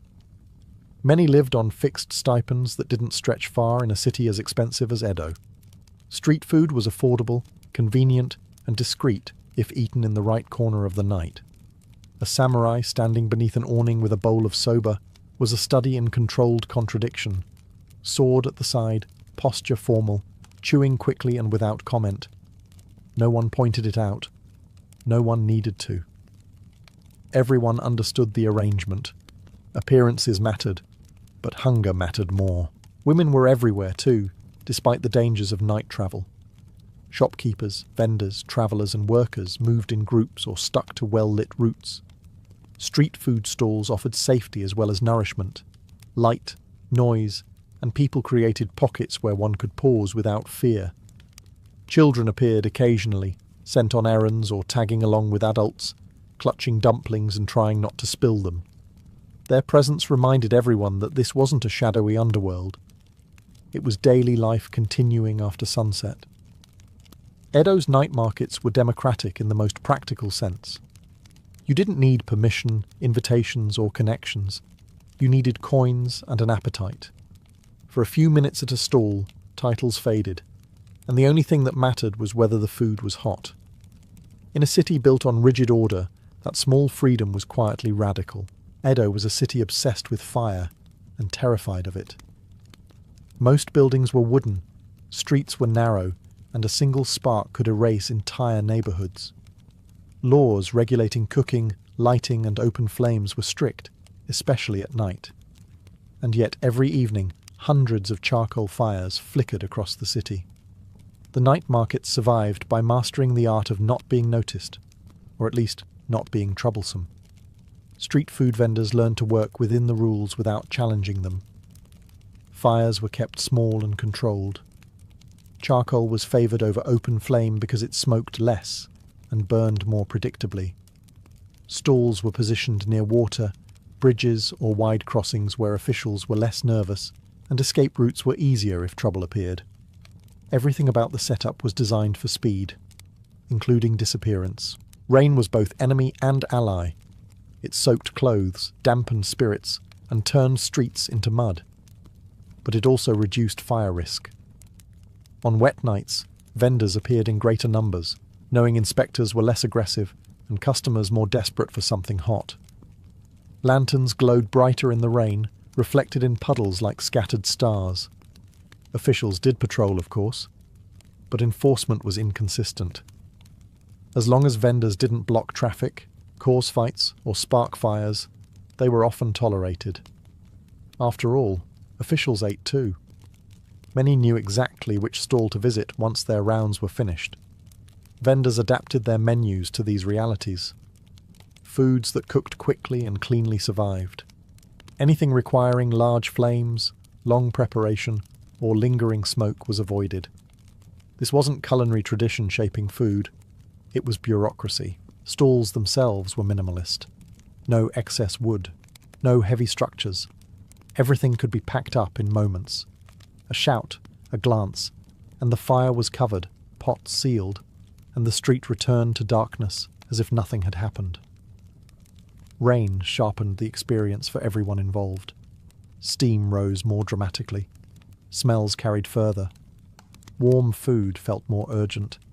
People huddled closer to stalls, creating temporary communities under shared eaves and umbrellas. The night markets thrived not because they defied the city's rules, but because they bent around them. Edo was rigid by day, flexible by night, and in that narrow space between law and necessity, street food endured. glowing softly, steaming patiently, and ready to vanish at a moment's notice. As the night wore on, the energy of Edo's street food slowly thinned. Crowds grew quieter, footsteps spaced out. The calls of vendors stretched farther between echoes. One by one, charcoal fires dimmed, pots were emptied, and lanterns were lowered. There was no closing bell, no announcement. The night markets ended the same way they began, gradually, almost politely. Vendors packed with the efficiency of people who had done this thousands of times. Bowls were wiped clean, skewers counted, coins tucked away. Shoulder poles were lifted once more, now lighter without their steaming cargo. Carts rolled towards storage sheds or narrow homes where families waited. By the time dawn approached, only faint scorch marks and the smell of damp charcoal hinted at what had been there hours earlier. For the city, this disappearance was essential. Streets had to return to their daytime roles, orderly, passable, and unmarked. Edo tolerated night food because it left no scars. It fed the city without claiming it. For those who ate, the meals lingered longer than the stalls. A bowl of soba taken under a bridge, a skewer of eel eaten in the rain, a dumpling shared while waiting for a ferry. These moments stitched themselves into memory. They were ordinary, repeatable, and deeply personal. Everyone had their favourite corner, their trusted vendor, their preferred time of night. The night markets shaped Edo's relationship with food in quiet ways. They normalised eating outside the home. They encouraged speed, simplicity, and bold flavour. They taught the city to value warmth over refinement, function over display. Even as restaurants grew more formal and cuisine more elaborate, the logic of street food remained underneath it all. Most importantly, the night markets belonged to no one and everyone at once. They weren't institutions, guilds, or traditions preserved in writing. They existed because people were hungry, space was limited, and fire was both feared and needed. When those conditions remained, so did the markets. By morning, Edo would look unchanged, busy, disciplined, and restrained. But beneath that surface lived the memory of steam, smoke, and shared hunger. And when night fell again, lanterns would rise, fires would glow, and the city would once more eat standing in the rain. A house in Roman Londinium did not welcome you with peace and quiet. The moment you crossed the threshold, the city came with you. Sound slipped through thin walls. Smoke clung to the ceiling. Somewhere nearby, someone was shouting, hammering, or arguing about money. This was not a countryside villa with colonnades and fountains. This was Rome, compressed, damp, and stubbornly alive in rainy Britain. Most Londinium houses were narrow and practical, shaped more by available space than comfort. Streets were crowded, land was valuable, and buildings rose close together. Many homes were long rectangles, opening directly onto the street. The front room often doubled as a shop or workspace, meaning privacy vanished the instant the door opened. If you lived here, your home was also part of the city's machinery. Light was scarce. Windows were small and often shuttered to keep out cold air and thieves. Instead, rooms relied on oil lamps, their soft yellow glow barely pushing back the gloom. These lamps burned olive oil shipped from far away, making light itself an imported luxury. The result was a constant haze. Soot blackened ceilings. Walls absorbed smoke. Your lungs noticed. The floors told a different story. Even in modest homes, Roman taste insisted on order and identity. Simple mosaic floors or tiled surfaces marked living spaces, separating civilized Roman life from the mud and rain outside. Shoes came off when possible. Dirt was swept away daily. This was Britain, but it would behave like Rome whether it liked it or not. Furniture was minimal. A few stools, a low table, storage chests pushed against the walls. Space mattered more than comfort. Rooms changed purpose throughout the day, sleeping at night, working by day, eating whenever food was available. Privacy was a concept you learned to live without. Smell was unavoidable. Cooking fires burned indoors. Oil lamps smoked. Nearby latrines and drains did not respect property lines. Add wet wool, damp wood, and the breath of too many people in too little space, and a Londinium house announced itself before you ever saw it. And yet, to its occupants, this was unmistakably Roman. The layout followed familiar rules. The decor copied Mediterranean styles. The daily routines, lighting lamps, sweeping floors, sharing space, reinforced identity. Outside, rain fell, and barbarians waited beyond the frontier. Inside, Rome endured, smoky and cramped, but defiantly at home. If light was scarce in a Londinium house, colour was not. Roman interiors relied on painted walls to transform cramped, dim spaces into something that felt deliberate, cultured, and Roman. Even far from Italy, even under constant cloud cover, people wanted their homes to look like they belonged to an empire that valued beauty as much as power. Walls were usually plastered and painted rather than left bare. Reds, yellows, whites, and deep earth tones dominated, arranged in panels meant to imitate stone blocks or marble slabs. This was visual illusion at work. Real marble was rare and expensive in Britain, but paint could pretend.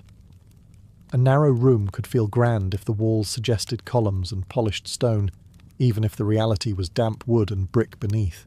These paintings were not purely decorative. They announced status. A well-painted wall told visitors that the homeowner had money, connections, or at least good taste. Even modest households invested in some decoration, often focusing on the most visible rooms. Back areas stayed plain. Front spaces performed. The British climate, however, was unforgiving. Moisture crept into plaster, causing cracks and flaking. Colours faded faster than they would have in the dry Mediterranean. Repairs were constant. Touch-ups were common. Owning a painted home in Londinium meant accepting that beauty required maintenance and patience. Motifs varied. Some walls featured simple geometric patterns. Others displayed vines, birds, or mythological figures copied from pattern books that circulated across the empire. These images connected Londinium to Rome, Pompeii, and countless other cities. You could stand in a rainy provincial house and look at the same gods and designs seen in warmer, wealthier places. Painted walls also served a practical role. They sealed plaster, reducing dust and making surfaces easier to clean. In a smoky house, this mattered. Soot wiped off painted surfaces more easily than raw plaster. Beauty and hygiene quietly worked together. At night, oil lamps brought these colours to life. Shadows flickered across painted panels, making flat designs seem to move. Rooms felt warmer, richer, more alive than daylight ever allowed. The illusion worked best after sunset. These walls did not hide the hardships of Londinium life, but they softened them. They reminded occupants that they were part of something vast and sophisticated. Outside, Britain was wet and cold. Inside, the walls said Rome had arrived and intended to stay. If the walls of a Londinium house declared Roman identity to the eye, the floors did so to the feet. Stepping inside, the change was immediate. Outside lay mud, puddles, and churned earth. Inside, order began at ground level. Mosaic floors were not everywhere, but they were common enough to matter. Wealthy homes featured intricate designs made from thousands of small stones, carefully arranged into patterns, borders, and images. More modest houses used simpler tile floors, still clean, flat, and deliberate. Either way, the message was clear. This space was Roman, and dirt was not welcome. Mosaics served practical purposes as much as decorative ones. They were durable, resistant to moisture, and easy to sweep. In a city where rain tracked in daily and smoke settled constantly, that mattered more than elegance. A mosaic could survive decades of boots, spilled food, and ash without complaint. Wooden floors, by contrast, rotted and warped. Stone endured. The designs themselves varied widely. Some showed geometric patterns, repeating shapes that created rhythm and balance. Others depicted animals, plants, or mythological scenes. These images were not chosen at random. They reflected taste, education, and aspiration. A homeowner might never visit Italy, but their floor could still display Mediterranean dolphins or gods they only knew through stories. Walking across these floors was a sensory experience. Bare feet in summer felt cool against stone. Sandaled steps echoed softly. Even in small, crowded houses, the floor created a sense of order and control beneath the chaos of daily life. Mosaics also guided movement. Borders marked transitions between spaces, cooking areas, sleeping zones, reception rooms. In homes with little in the way of walls, the floor quietly organised behaviour. You didn't need signs. Your feet learned where to go. Maintenance was constant. Cracked tiles were replaced. Loose stones were reset. Neglect showed quickly, and a damaged floor reflected poorly on the household. A well-kept mosaic was a sign of discipline as much as wealth. At night, oil lamplight caught the pale stones and dark lines, making patterns shimmer slightly. Even in smoky air, the floor anchored the room. Above it, voices rose, fires burned, and rain drummed on the roof. Beneath it, Roman order remained solid, patient, and unmoved by Britain's weather. In Londinium, civilization quite literally began underfoot. No matter how carefully a Londinium house was decorated, smoke always won. Cooking fires, oil lamps, and braziers burned day and night, filling rooms with a haze that never truly cleared. Chimneys were rare, ventilation poor, and open flames were simply part of daily life. Living indoors meant breathing smoke. Cooking usually happened in a small hearth or brazier, sometimes in the same room where people slept and worked. Meals were prepared over charcoal or wood, both of which produced thick fumes. Windows helped when opened, but Britain's cold and rain made that uncomfortable for much of the year. More often, smoke rose slowly and settled along ceilings, staining plaster and darkening beams. Oil lamps added to the problem. They provided essential light, but burned constantly, especially during winter's long nights. Olive oil smoke was less harsh than wood smoke, but it lingered. Wicks needed trimming. Spilled oil left permanent stains. Every surface absorbed traces of combustion. The result was a smell you never quite escaped. Clothing carried it. Hair held it. Even clean homes smelled faintly of soot. Visitors noticed immediately, but residents stopped caring. Smoke became background, like rain or noise, unpleasant but unavoidable. Fire was both friend and threat. It cooked food, provided warmth, and made life indoors possible. It also terrified the city. Londinium, like other Roman towns, burned easily. Entire blocks could vanish in hours. For this reason, fire regulations existed, and households were expected to manage flames carefully. Braziers were small. Fires were watched constantly. Nighttime caution was drilled into habit. This fear shaped daily routines. Fires were extinguished before sleep whenever possible. Coals were banked carefully. Water was kept nearby. The sound of a neighbour's alarm could send everyone scrambling into the street. Despite the risk, warmth mattered. Britain was colder than Rome, and houses were poorly insulated. Without fire, rooms became damp and miserable. Smoke was the price paid for survival. Children grew up used to it. Eyes adjusted. Lungs adapted. Coughing was common but rarely questioned. Comfort was measured not by cleanliness of air, but by whether the fire stayed lit and the room stayed warm. In a Roman Londinium house, smoke was the invisible occupant, always present, rarely acknowledged, and absolutely essential. When daylight faded in Londinium, the house did not grow quiet. It grew smaller. Darkness pressed inward, shrinking rooms and corners until only pools of lamplight remained. Oil lamps were the heart of indoor life after sunset, and without them, the Roman household simply stopped functioning. These lamps were usually made of clay or bronze, small enough to fit in the palm of a hand. A shallow bowl held olive oil, while a wick protruded from a narrow spout. Once lit, The flame was steady, but weak. One lamp illuminated only a small area, which meant most rooms relied on several, placed carefully to stretch light as far as possible. Olive oil did not come cheaply in Britain. It was imported, transported over long distances, and valued accordingly. As a result, light was used deliberately. Lamps were lit where people gathered, not where no one sat. Empty corners stayed dark. Hallways remained shadowy. You learned the layout of your home by memory as much as sight.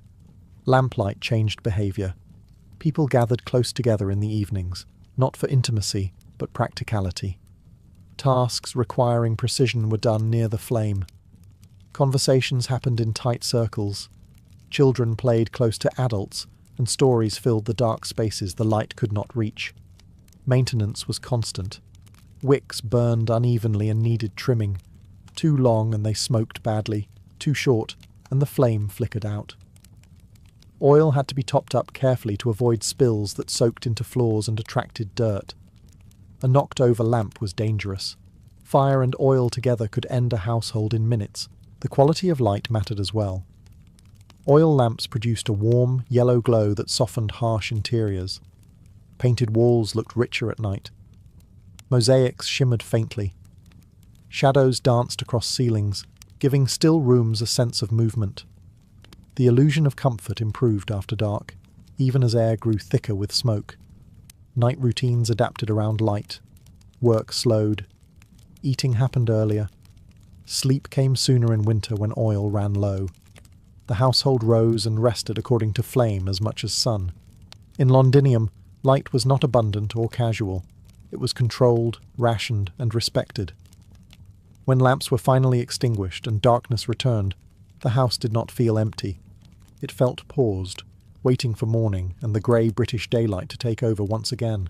No matter how carefully a Londinium house was decorated, one fact could not be hidden. There was no private bathroom.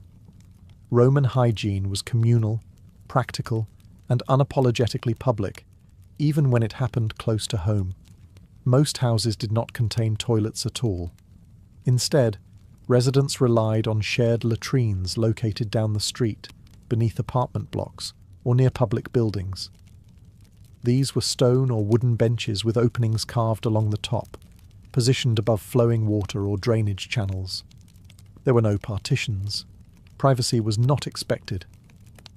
You sat beside whoever arrived at the same time and carried on as normal. For those living in larger houses or apartments, waste might drain into a cesspit or sewer channel connected to the street. This was convenient, but far from pleasant. Smells travelled easily. Blockages were common. Maintenance was a constant concern, and neglect quickly affected the entire building, not just one household. Water, when available, helped flush waste away, but Londinium's systems were less reliable than those of older Mediterranean cities. Heavy rain overwhelmed drains. Dry periods slowed flow. The result was inconsistency, sometimes efficient, sometimes foul. Cleaning practices reflected these limits. Water was used sparingly indoors. Full bathing happened at public bathhouses, not at home. Inside the house, washing meant basins, cloths, and cold water. Waste was removed, not hidden. Hygiene focused on management rather than elimination. Toilet paper did not exist. Instead, a shared sponge on a stick was rinsed between uses, a detail best not examined too closely. This was standard practice across the Roman world, and accepted without comment. Discomfort came not from the method itself, but from cold stone seats and damp air. Smell was unavoidable. Latrines were noisy, draughty, and rarely pleasant. Houses near them paid the price. Yet proximity also meant convenience, and in crowded Londinium, convenience mattered more than comfort. Despite modern assumptions, Roman sanitation was advanced for its time. Waste was directed away from living spaces, water flowed through drains, and public systems existed at all. But by modern standards, life was intimate, shared, and fragrant in ways that cannot be romanticized. In Londinium, civilization extended to waste management, but it did so collectively. Cleanliness was a shared responsibility, and privacy was a luxury few expected, let alone demanded. If smoke was the invisible presence inside a Londinium house, noise was the constant companion. Silence was rare. Walls were thin, floors carried sound, and houses pressed tightly against one another. Living indoors meant living with everyone else's life, whether you wanted to or not, or sounds arrived from all directions. From the street came carts rattling over stone, vendors shouting, boots splashing through puddles, and the endless hum of conversation. Workshops attached to houses added hammering, sawing, and grinding to the mix. Even after dark, Londinium did not fully sleep. Someone was always awake, working, arguing, or returning home late. Inside the house, noise travelled easily. Voices carried through doorways and stairwells. Footsteps echoed on tile and wood. A dropped pot sounded like an announcement. Privacy of sound simply did not exist. Families learned to speak over one another, to ignore what could not be changed, and to sleep through disturbances that would drive modern ears mad. Neighbours were part of daily life, whether you knew them or not. You heard their children cry, their meals being cooked, their arguments rising and falling through the walls. In apartments above shops, you smelled and heard business happening below from dawn to dusk. The boundary between households was thin, flexible, and frequently crossed by sound. This closeness shaped behaviour. People rose early because others did. Sleep schedules aligned by necessity. Disputes rarely stayed private, which discouraged extremes. Everyone knew when tensions were building. At the same time, gossip travelled fast. A loud argument or unusual visitor became neighbourhood knowledge by morning. Night amplified everything. With lamps lit and streets quieter, even small sounds carried farther. A neighbour coughing, a door opening, a fire being tended, all became part of the shared soundscape. Total darkness never arrived, and neither did total silence. Yet this noise created a sense of security. Silence often meant danger, fire, illness, or abandonment. Sound meant life continuing around you. You were not alone in the damp, smoky dark. Someone else was awake, breathing, moving. In Londinium, the house was not a retreat from the city. It was the city, folded inward. Noise passed freely, reminding everyone that Roman life in Britain was crowded, communal, and impossible to escape, but rarely lonely. When night finally settled over Londinium, the house did not transform into a place of rest so much as a place of rearrangement. Beds were not fixed features. Bedrooms, in the modern sense, barely existed. Sleep happened wherever space allowed. Most people slept on simple wooden frames or low platforms, topped with straw-filled mattresses or wool-stuffed pads. These absorbed damp easily and were aired whenever possible, though Britain's climate rarely cooperated. Blankets were heavy, practical, and often shared. Warmth mattered more than comfort. Rooms changed function as darkness fell. A space used for work or eating during the day became a sleeping area at night. Furniture was pushed aside. Lamps were moved. Families negotiated who slept where every evening, according to age, status, and necessity. Children slept together. Adults took the warmest spots, often closest to the dying fire. Privacy during sleep was minimal. Couples shared space with children, servants, or lodgers. In apartment buildings, entire families slept in single rooms. Sounds continued through the night. Coughing, snoring, footsteps from above, rain on roofs. Sleep was light, fragmented, and easily interrupted. Animals sometimes shared indoor space as well. Small dogs, kept for companionship or pest control, slept near hearths. Cats moved freely, hunting rodents drawn by food stores. Their presence was accepted, even welcomed. Fire was treated cautiously at night. Flames were reduced, not extinguished completely if warmth was needed. Coals glowed faintly. The risk of fire haunted every household, especially while sleeping. Many people learned to wake at the slightest unfamiliar sound or smell. Dreams mixed with reality in smoky air and flickering shadows. Oil lamps cast moving shapes on walls until they were finally snuffed out.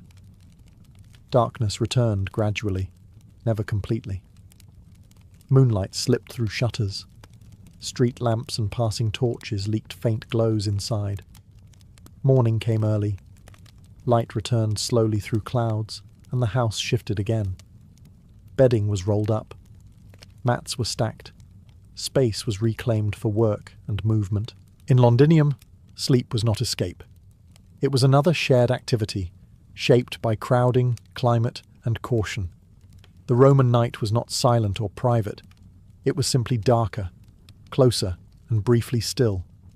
By morning, a Londinium house looked ordinary again. Damp floors, smoky air, and the muted grey light of Britain pressing through shutters. Yet everything about the space, from the painted walls to the worn mosaic underfoot, carried a deliberate message. This was Rome, even here, even under clouds. Living in such a house required constant compromise. Roman ideals of order, beauty, and comfort collided daily with cold weather, cramped streets, and limited resources. Olive oil was precious. Light was rationed. Space was shared. Privacy was rare. And yet, people continued to build, decorate, and organize their homes according to Roman customs rather than local ones. That persistence mattered. A Londinium house was not just shelter. It was a statement of identity. To live like a Roman was to participate in the empire, regardless of geography. Cooking with Roman tools, sleeping in Roman layouts, walking across Roman floors reinforced belonging in ways laws and coins alone could not. The house also served as a bridge between cultures. Local Britons adopted Roman styles, while Roman settlers adapted to British conditions. The result was not a perfect copy of Italy, but something sturdier. Walls were thicker, fires burned longer, routines shifted earlier to match the climate. Rome bent without breaking. Archaeology reveals this quiet resilience. The fragments we find, broken lamps, chipped mosaics, soot-stained plaster, tell stories of ordinary lives rather than grand monuments. They show how empire functioned at the level of meals, sleep, and shared space. A Londinium house did not protect its occupants from rain, noise, or smoke very well. What it did offer was familiarity. In a distant province, familiarity was power. It made foreign land feel navigable, survivable, and eventually, home. When residents stepped outside into muddy streets and grey skies, they carried that identity with them. And when they returned at night, lighting lamps and tending fires, they recreated Rome once more within wooden walls. In the end, Roman Londinium was not defined by its forum or its roads alone, but by thousands of small, smoky houses where people lived, adapted and insisted, quietly and daily, that Rome belonged here too. Boudicca was born into a society where childhood was not sheltered, softened, or delayed. Among the Iceni of eastern Britain, life began outdoors, surrounded by cattle, open fields, and people who measured wealth in animals rather than coins. A child did not grow up apart from adult life. She grew directly into it. The Iceni lived in scattered farmsteads rather than dense towns. Roundhouses clustered loosely, built of wood, wattle, and thatch, their interiors smoky and shared. From infancy, Boudicca would have known the rhythm of communal living, voices overlapping, animals close by, fires always burning. Privacy was rare, belonging was constant. Her family's status mattered. The Iceni were not poor, and her household likely owned cattle, the true currency of the tribe. Herds defined power, security, and marriage prospects. Children learned early to recognize animals, protect them, and understand their value. Wealth was not abstract. It could wander off, fall sick, or be stolen. From a young age, Boudicca would have been taught where she came from. Oral history mattered deeply among the Iceni. Elders recited lineages, past victories, old wrongs, and ancestral lands. These stories were not entertainment. They were instruction. They explained who belonged where, who owed loyalty to whom, and why outsiders were treated with suspicion. Women were not hidden from this knowledge. Iceni culture allowed women a visible role in property, ritual, and authority. Girls listened to the same stories as boys. They learned the same tribal pride. The idea that leadership might one day rest in female hands was not unthinkable. It already existed in memory. Roman presence hovered at the edges of this world. During Boudicca's early childhood, Rome was not yet fully in control, but its influence was growing. Traders passed through. Rumours followed. Shiny goods, foreign coins, and unfamiliar laws began to appear. For Iceni families, this created tension, curiosity mixed with unease. As a child, Boudicca would not have understood politics, but she would have felt pressure. Adults spoke carefully. Elders watched roads more closely. Stories of the past grew sharper, more defensive. Identity mattered more when it felt threatened. Her childhood was not gentle, but it was grounding. She grew up knowing land, kin, and story before empire, before rebellion, before war. Long before she became a symbol, she was simply an Iceni girl, raised to remember who she was and to never forget where she belonged. For an Iceni child, education did not happen in a separate place or at a set time. It happened everywhere, all at once. Boudicca learned by watching, copying, and doing, long before anyone thought to call it teaching. From early childhood, she would have been drawn into daily work. Not forced, but expected. Children followed adults into fields and pastures, absorbing routines through repetition. They learned how to walk among cattle without spooking them, how to recognize illness in an animal's posture, how to respect fences and boundaries that protected tribal wealth. Mistakes were corrected immediately, sometimes sharply. Survival allowed little room for indulgence. Girls learned the same foundational skills as boys.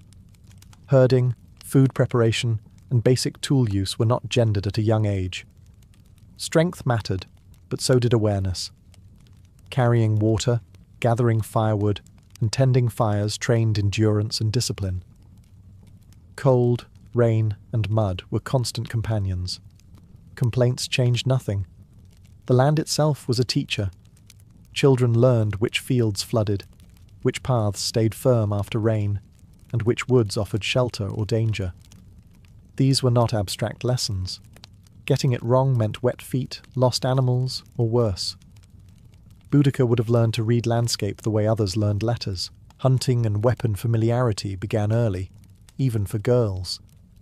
While not every child became a warrior, everyone understood tools of defense.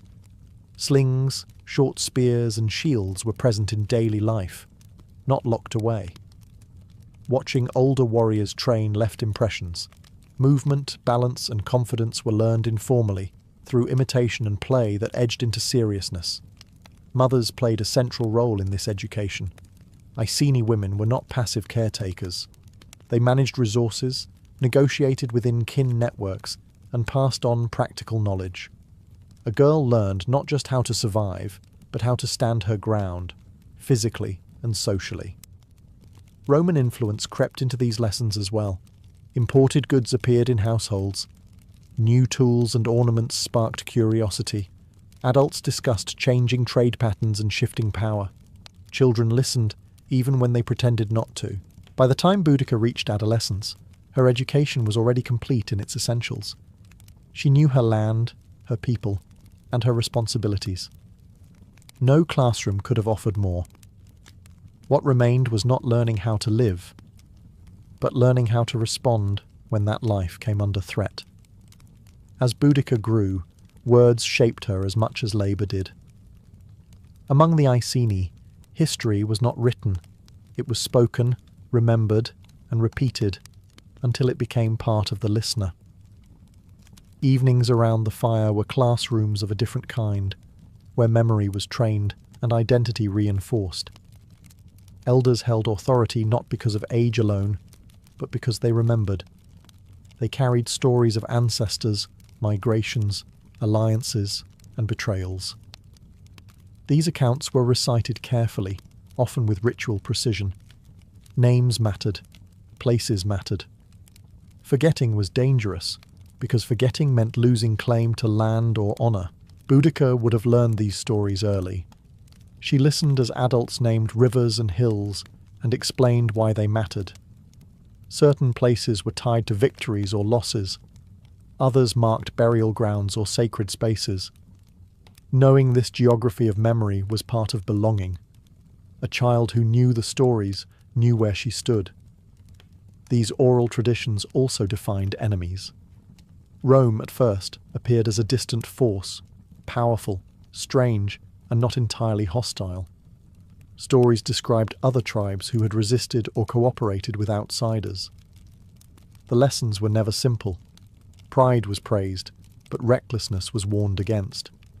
Strength had to be paired with judgment. Women featured prominently in these narratives. Iceni history did not erase them. Stories included warrior women, wise negotiators, and fierce protectors of kin. This mattered. Boudicca did not grow up hearing that power was reserved for men alone. She grew up hearing that leadership could take many forms, and that courage was not limited by sex. Ritual reinforced memory. Seasonal gatherings, feasts, and ceremonies repeated the same stories year after year. Children learned when to be silent, when to respond, and when to watch closely. Participation mattered more than performance. These moments bound individuals to the group. Roman pressure intensified the importance of these traditions. As Roman laws, taxes, and military presence expanded, Iceni elders repeated their stories with sharper emphasis. Identity had to be defended verbally before it could be defended physically. Boudicca absorbed all of this. She learned who her people were, not through instruction, but through immersion. The past was not distant. It lived in voices, gestures, and ritual. By the time she reached maturity, the stories were no longer lessons.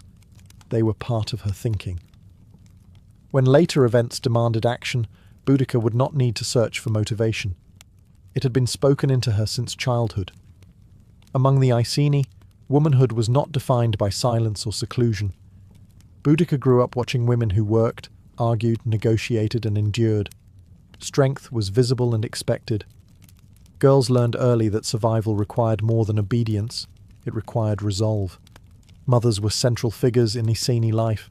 They managed households, oversaw food stores, and protected family interests when men were away. Their authority was practical rather than symbolic. A mother's decisions shaped daily survival, and children learned quickly whose voice carried weight inside the home. Physical strength was not discouraged. Girls worked alongside adults, lifting, carrying, and enduring the same weather. Bodies were trained by necessity, not ideology. A capable woman was valuable to her family and respected by her community. Frailty was not romanticized. Women also played key roles in ritual and council. They attended gatherings, participated in ceremonies, and spoke in discussions that affected kin groups. This visibility mattered. Boudicca would have seen women disagree openly, persuade others, and defend their positions. Authority was not theoretical, it was practiced. Stories reinforce this reality. Tribal memory included women who had led migrations, defended settlements, or guided decisions during crisis. These stories were not presented as exceptions. They were presented as part of how things worked. Leadership was situational, earned through action rather than restricted by sex. Roman culture stood in contrast. As Roman influence grew, Iceni women encountered new expectations. Different dress, different customs, different limits. Roman women of status were often more confined, their power quieter and indirect. These differences did not go unnoticed. For Iceni girls, this contrast sharpened identity. What outsiders considered improper or unfeminine, the Iceni considered practical and honourable. Pride formed in opposition as much as tradition. Boudicca's understanding of womanhood was shaped by these examples. She learned that strength could be visible, voice could be raised, and authority could be claimed when circumstances demanded it. Submission was not the default setting. This upbringing did not promise leadership, but it made it imaginable. When later events pushed Boudicca into a public role, she did not step into unknown territory. She stepped into a tradition she had watched all her life, one where women stood firm, spoke clearly, and acted when survival required it. In Boudicca's childhood, wealth did not shine or jingle. It breathed, moved, and grazed. Among the Iceni, cattle were the measure of prosperity, stability, and influence. A household's standing could be counted in animals rather than objects, and children learned this reality early. Cattle were more than food. They provided milk, leather, traction, and trade value. They could be gifted to seal alliances, exchanged to settle disputes, or displayed to signal status. Losing cattle meant more than hunger. It meant vulnerability. Protecting them was a communal priority, and children grew up knowing which animals belonged to which family and why that mattered. Boudicca would have learned these distinctions by watching adults negotiate. Discussions about herds were serious and often tense. Boundaries were guarded. Theft was remembered. Promises involving cattle were binding in ways that words alone were not. This system shaped ideas of power. Leadership was not abstract authority. It was the ability to protect resources, distribute them wisely, and defend the group's wealth. A leader who failed at this lost support quickly. Children absorbed this lesson without being taught explicitly. Roman money entered this world awkwardly. Coins appeared, shiny, portable, and unfamiliar. To Roman officials, money meant control. To the Iceni, it was confusing and less trustworthy than living wealth. You could not milk a coin. You could not watch it grow. Its value depended on foreign systems. Adults debated this difference openly. Children listened. Boudicca would have heard arguments about trade, tribute, and obligation. She would have seen suspicion harden around Roman demands that reduced wealth to numbers rather than herds. Cattle also shaped marriage and inheritance. Alliances were built around them. Women were not excluded from this system. Iceni women could own property, including animals, and exercise control over resources. This mattered deeply. Power was not monopolized by men. For a young Boudicca, this meant understanding that strength was tied to stewardship. Power came from responsibility, not domination. Losing resources weakened a leader. Protecting them built loyalty. As Roman pressure increased, cattle became symbolic as well as practical. They represented independence, continuity, and resistance to outside control. When Romans interfered with Iceni wealth, they interfered with identity. Boudicca's childhood understanding of power was shaped here. Among animals, agreements, and watchful eyes. Long before she confronted empire, she learned that authority came from safeguarding what sustained her people. As Boudicca moved toward adolescence, Rome was no longer a distant rumour. It became a presence, visible, audible, and increasingly unavoidable. Roads cut through landscapes that once belonged solely to the tribes. Forts appeared where forests had stood. Roman soldiers passed through Iceni territory with an ease that unsettled everyone who watched them. For a child, this pressure was felt before it was understood. Adults spoke differently when Romans were nearby. Conversations lowered. Decisions took longer. Hospitality became cautious rather than open. Boudicca would have sensed the shift immediately. The world felt tighter, watched. Roman goods continued to circulate. Pottery, metalwork, wine vessels, and some Iceni welcomed them. Trade brought advantages. Alliances offered temporary security. Others saw danger. Each object from Rome carried expectations: obedience, tribute, acceptance of foreign authority. Nothing came freely. Children absorbed these tensions in fragments. A Roman soldier laughing near a market, an elder scowling as taxes were discussed, a parent warning against wandering too far from home. Rome did not need to strike to be felt.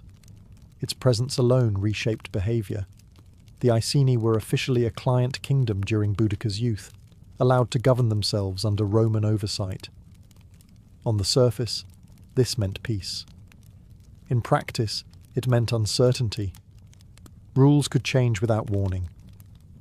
Roman officials replaced tribal customs with legal demands that ignored local traditions. For a young Boudicca, this was formative. She grew up knowing that authority could arrive uninvited, speak confidently, and expect compliance. She learned that resistance did not always take the form of battle. Sometimes it took the form of stubborn adherence to old ways. Roman attitudes toward women were also visible. Female authority among the Iceni confused and unsettled Roman observers. This contrast sharpened cultural boundaries. What Rome dismissed as improper, the Iceni defended as tradition. Pressure created clarity. Identity became more important precisely because it was challenged. Language, dress, ritual, and memory hardened into markers of belonging. Boudicca's generation did not inherit a relaxed culture. They inherited one under stress. By the time she reached adulthood, Rome was no longer just a force at the edge of her world. It was inside it, shaping choices and threatening autonomy. Boudicca's childhood did not produce rebellion, but it prepared the ground for it. As Boudicca entered adolescence, childhood ended without ceremony. There was no clear line between girlhood and adulthood, only increasing expectation. Strength, awareness, and self-control were no longer practiced in preparation. They were required. Adolescence among the Iceni was a period of observation as much as action. Young people were expected to watch how authority worked before claiming any of it themselves. Boudicca would have paid close attention to gatherings where disputes were settled, alliances discussed, and Roman demands interpreted. She listened more than she spoke, learning who commanded respect and why. Reputation mattered deeply. A young woman's standing was shaped by reliability, composure, and kin loyalty. Loudness without purpose damaged credibility. Courage without judgment invited danger. Boudicca learned to balance presence with restraint, a skill that would later define her leadership. Training continued informally. Physical endurance remained essential. Carrying loads, riding horses, and long hours outdoors were routine. Iceni women did not withdraw from these tasks as they aged. Strength remained part of identity. Adolescence was about refinement, not replacement. Marriage prospects entered the conversation during this period, not as romance, but as politics. Alliances were discussed openly. A young woman's lineage, character, and family resources mattered. Boudicca would have been aware that her future carried weight beyond herself. Marriage was not submission. It was strategy. Roman involvement made these decisions heavier. Aligning with the wrong people could invite scrutiny or punishment. Aligning too closely with Rome could fracture tribal support. Adolescents grew up fast in this environment. Choices carried consequences that reached beyond the household. Boudicca also learned the power of presence. Tall, confident, and composed, she would have stood out in gatherings. Physical stature mattered in a culture that valued visible strength. But presence alone was not enough. Authority had to be justified repeatedly through action and judgment. Watching Roman officials interact with Iceni leaders sharpened her understanding of dominance. Rome spoke with certainty. It expected compliance. Yet it relied on local leaders to enforce its will. This contradiction did not go unnoticed. Power, she learned, was not always as solid as it appeared. By the end of adolescence, Boudicca was no longer merely absorbing her world. She was evaluating it. Childhood had given her identity. Adolescence gave her clarity. What remained was the moment when observation would turn into action. By the time Boudicca reached adulthood, her life was no longer shaped only by kin and land. Marriage entered as both obligation and opportunity. Among the Iceni, marriage was not a private affair. It was a political instrument, binding families, redistributing wealth, and strengthening alliances in an increasingly unstable world. Boudicca's marriage to Prasutagus, a man of status within the Iceni, reflected this reality. He was not a romantic choice, but a strategic one, a partner whose position could protect the tribe under growing Roman pressure. Through this union, Boudicca's personal authority expanded alongside her responsibilities. Marriage did not silence her. Iceni custom allowed women to retain influence within their households and beyond. Boudicca did not become invisible. She became more visible, now standing beside a leader rather than observing from the edges. Her voice carried more weight because it was backed by lineage, reputation, and alliance. Children followed, deepening her stake in the future. Motherhood sharpened rather than softened her understanding of power. What had once been theoretical, the defense of land, identity, and autonomy, became immediate. Roman interference now threatened not just tradition, but her daughter's inheritance. Rome's presence continued to tighten. Client kingship offered a fragile peace, dependent on Roman approval. Laws increasingly favoured Roman creditors and officials. Iceni autonomy narrowed with each agreement signed under pressure. Boudicca watched these concessions accumulate. Domestic life reflected this tension. Roman goods filled homes even as Roman authority strained relationships. Wealth existed alongside vulnerability. Security depended on Roman tolerance rather than tribal strength alone. This imbalance was dangerous, and Boudicca knew it. Marriage placed her closer to decision-making, but it also revealed its limits. Rome allowed local leaders power only as long as they remained useful. Respect was conditional. Autonomy was temporary. For Boudicca, the world narrowed.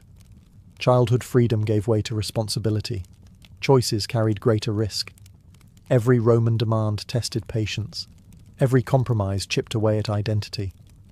This stage of life did not yet produce open resistance. It produced awareness. Boudicca learned how fragile power could be when granted rather than claimed. The ground beneath her feet was no longer secure, and she could feel it shifting. By the time Boudicca's childhood truly ended, the world she had grown up in no longer existed in the same form. The Iceni land remained, the cattle still grazed, the stories were still told. But the balance had shifted. Rome was no longer at the edges. It stood over everything. Nothing in Boudicca's early life had been gentle or insulated, and that was precisely what shaped her. She had grown up working the land, hearing the stories, watching women lead, and learning that power came from responsibility rather than permission. She understood wealth as something living and vulnerable, not abstract and distant. She had watched Roman authority press inward, testing the limits of Iceni independence one demand at a time. Her childhood did not teach her rebellion directly. It taught her identity. It taught her endurance. It taught her where authority truly came from, the trust of her people and the defense of what sustained them. When Rome eventually crossed lines that could not be negotiated away, Boudicca did not need to invent resistance. She recognized it as necessary. Every lesson of her youth pointed toward that moment.